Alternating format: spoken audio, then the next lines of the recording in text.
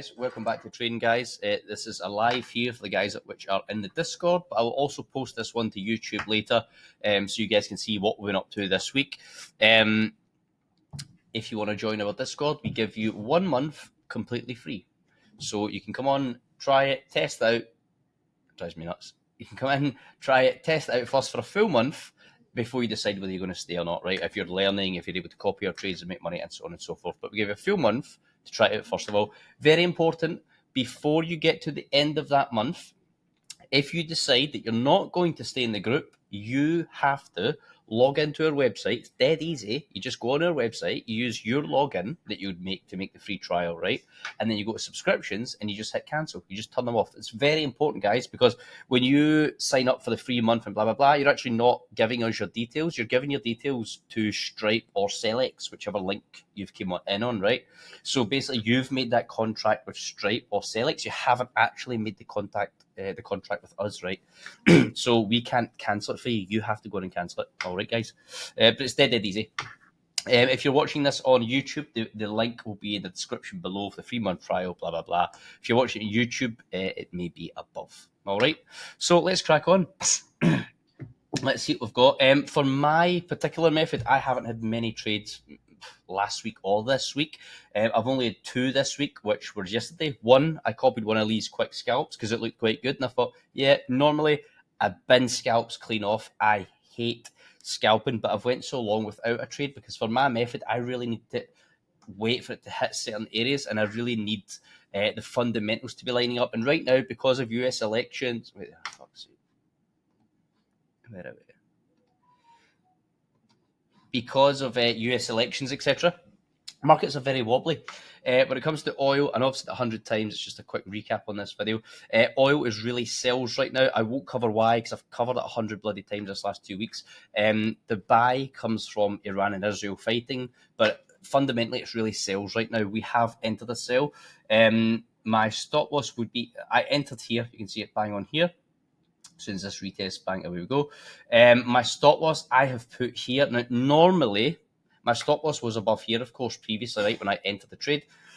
Because oil is really wishy-washy right now, and it's kind of bouncing around in all directions, as you can see.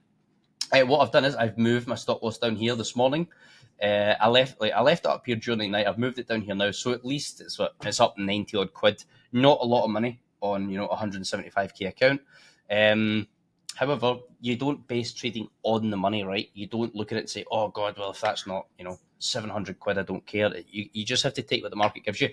The reason why I've done that is I didn't want to put it up here, be in profit just now 160 quid, and then, come back 2 hours later when I've not been at my computer, Israel has hit Iran and the market just went fuck off, and I'm like, oh, you're joking, because this candle here was the last time Israel hit Iran. Okay, so you can imagine that the move's just going to fly. That's why I've moved it in profit, because I just don't want to let this go where it's not in profit. However, at the same time, it's still perfectly fine here. Here's the previous support, comes up, rejects, becomes the new resistance, rejects, and potentially, hopefully, just continues to melt for now, okay? But if it doesn't, I'm still in profit, so it's a free trade. Yesterday, I took Lee's gold scalp. I usually never do it, so I actually broke my own rules, which I shouldn't have. Look, I entered here, and I closed the 2 of them here. I was actually so bloody glad I did, because I know you can see that here on the 30-minute. However, we done it on the 4-hour. So look, I entered here just as it broke the top here. I entered and then went up. I closed it here, which was like 147 points. So that's like 14.7 pips. And then look, obviously it done this later on, right? The minute this candle was created, it instantly started melting. And I was like, holy shit. Thank God we got out, because you never know if it's just going to keep melting, right? Excuse me. But yeah, that was it. And if you look here, what have we got? Insert objects. What have we got? Look, like we're always talking about, right? I know it's not bang on, but it comes up to test that area. Small candle, large engulfing. Once this is broken, it becomes the new resistance. Boom. I know it's not quite, but we always say that, right? You can come back up and just at the edge, you can go to the center, or it can even pull a little bit higher, and they're all valid. But you can see it works time and time again. Let's have a look. We are currently in oil. Like I said, I'm just going to let that go. Excuse me. I'm just going to let that run, guys. If it comes back, stops me out, so be it. It's in profit. I don't care. I'm not going to re-enter today on a Friday. However, if it doesn't stop me out, I am going to let that run. Okay, I am going to let that run. Because we're in oil sales, it means that we need to pay the swap fee, right? I'm going to show you how you can check. How do you know if I'm paying the swap fee or being paid the swap fee, right? If you're in oil buys, you actually get paid to hold oil buys. But if you're in oil sales, then obviously you need to pay to be in those sales. Okay, I'm going to show you how you do that right now.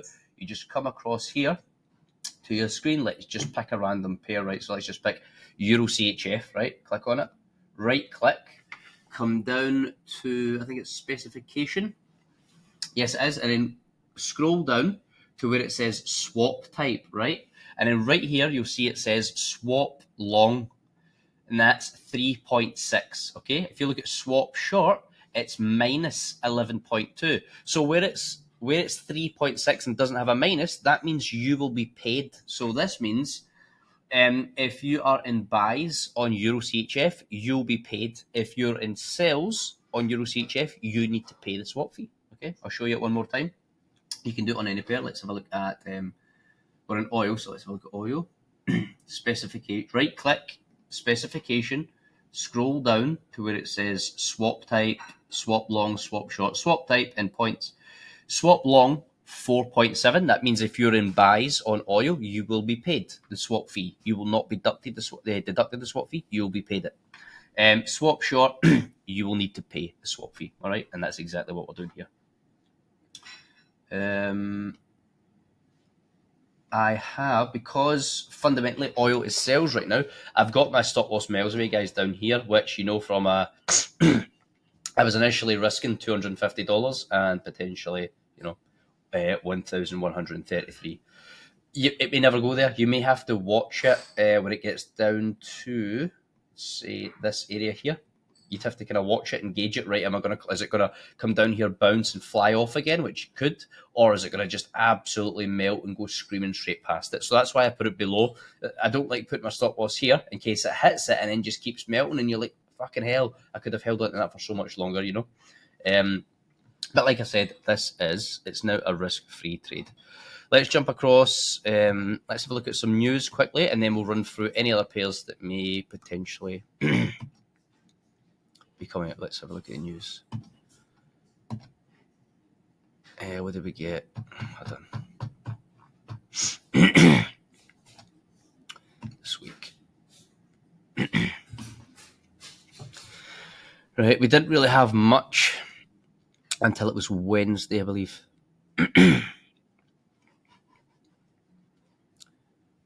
Mortgages, same. Mortgage applications are up. I know it's still minus, but they were minus 17 before. Now they're minus 6.7, so they're actually increasing. MBA mortgage market index is down. Mortgage refinance is down. MBA purchase index is down. Canada have cut rates by 50 base points. That was forecast anyway, so it was already kind of priced in. There's no great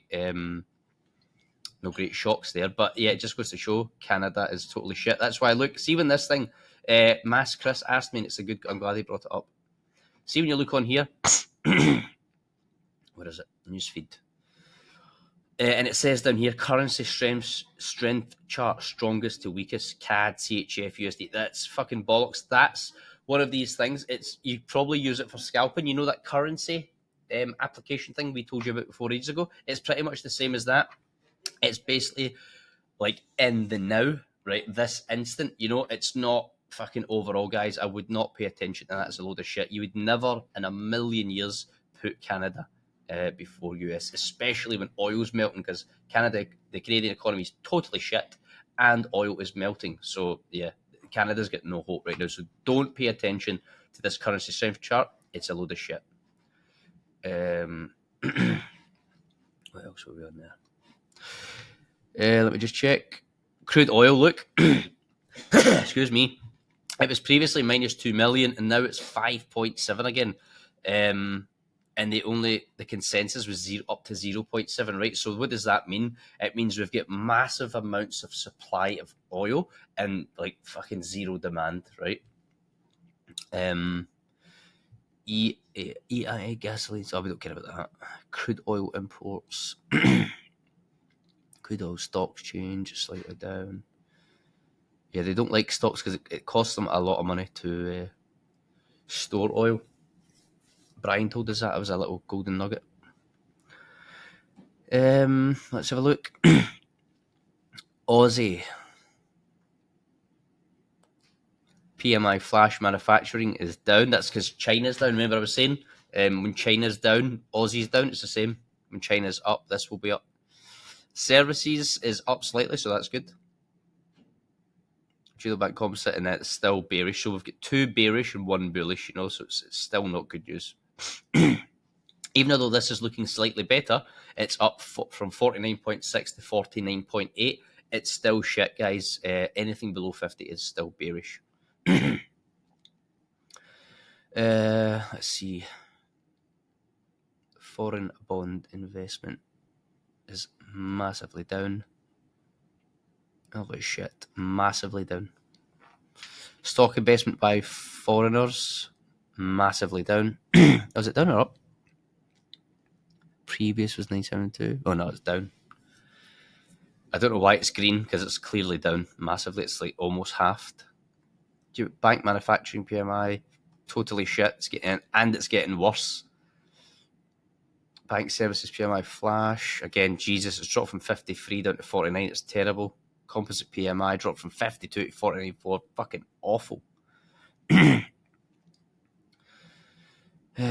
Yeah, so Japanese yen is just, it's like Japanese yen is trying to swim up a raging river right now against the current instead of going with it. They're doing everything to get them heads above water. Let's have a look at France and Germany. Terrible, terrible, terrible, and getting worse. Terrible, terrible.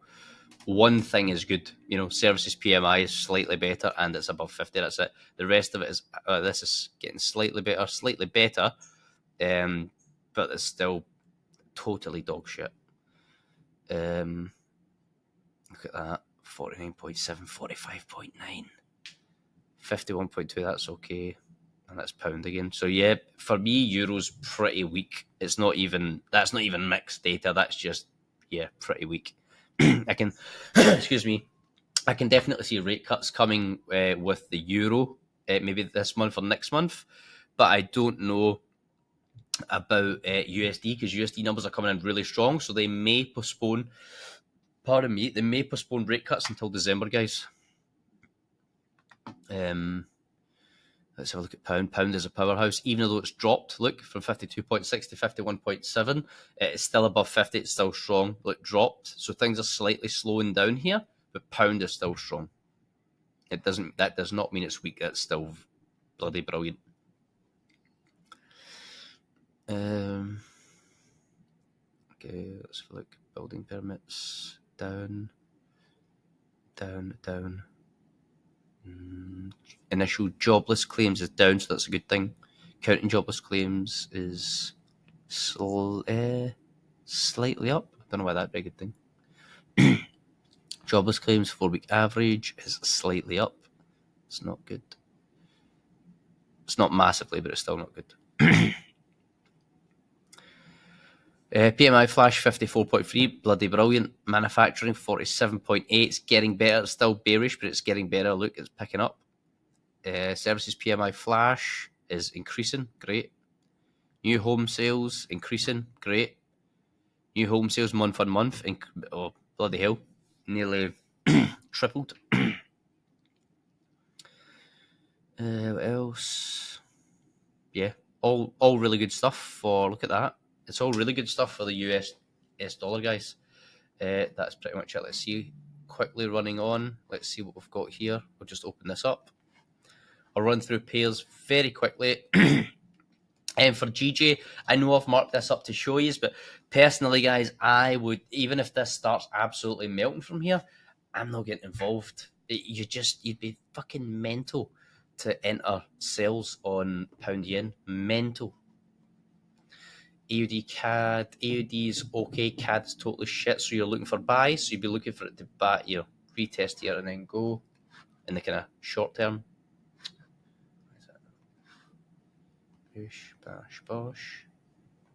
But I mean, you need to look at all the different resistance. You've got 3 big resistances there. You have to ask yourself, is it worth your time taking that? Maybe it's aye, maybe it's not. ADCHF, nothing there, not interested. AD Japanese yen, again, it'd be buys, definitely not sells, but there's nothing there. AUD USD, I think this is the one Lee pointed out to you guys. Definitely tradable, definitely worth it. But I'd like to. It really needs to break below here, come back up, retest, and then melt. So I'd be waiting. That's probably going to be Monday, Tuesday, Wednesday. You know what I mean? Could be. Nothing there. That would be. I mean, it's a really shit one. I wouldn't take it. Even though it's marked up, I wouldn't take it. Both of them are terrible currencies. Terrible. Again, that would be buys. Even though Euro's pretty bad, it's still much better than the Japanese economy. So it would be buys, but yeah, you'd have to wait and see clear break here or break away down here, rejecting this area here, this blue candle with a large white engulfing. You could draw a box here, come back down, retest, reject, and then away you go. And I'll just draw up for you. So there you go.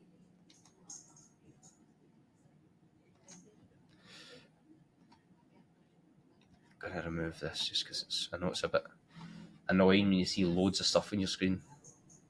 Bish, bash, bosh. There you go.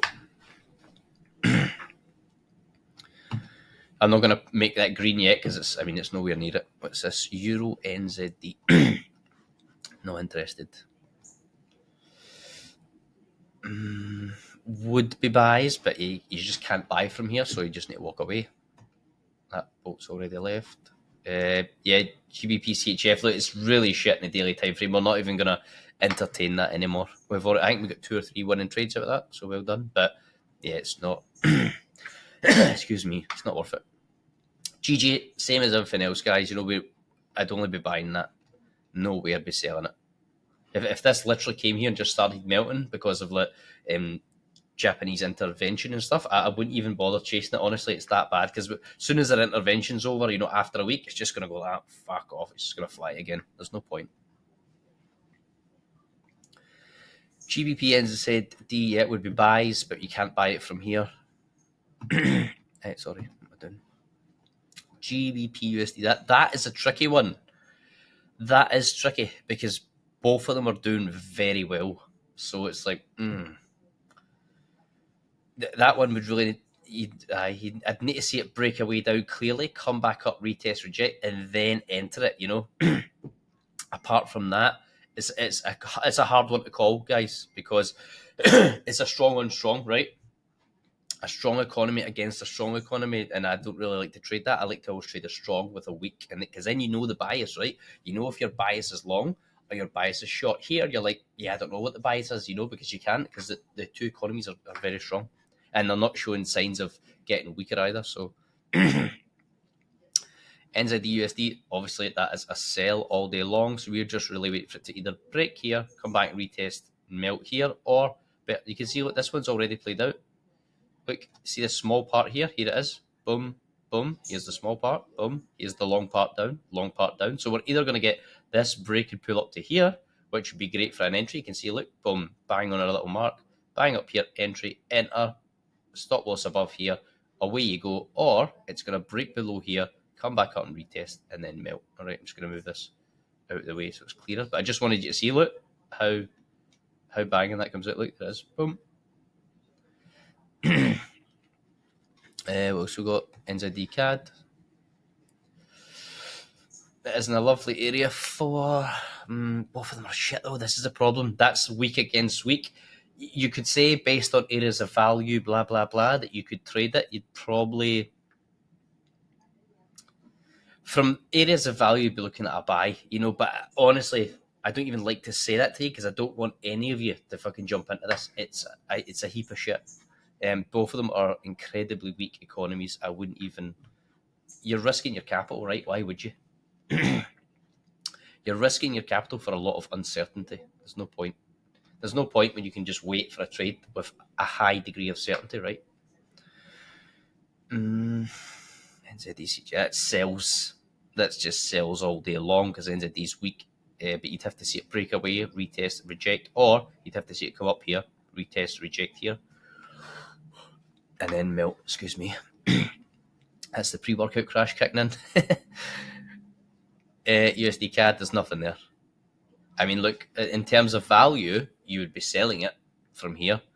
But yeah, I wouldn't. I would just be waiting for it to, give you the sell move to bring it back into an area of value to buy from, and then you'd be looking to buy it, right, fundamentally.